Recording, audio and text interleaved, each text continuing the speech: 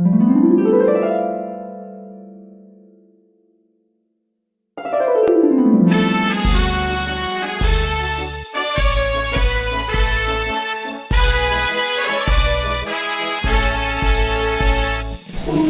ang bagong henerasyon, angat ang kalidad na edukasyon.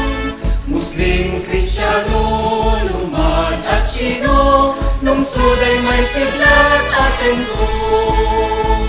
Damhin ang ngiti ng kaligtasan, tanglaw nito ang pagmamahalan.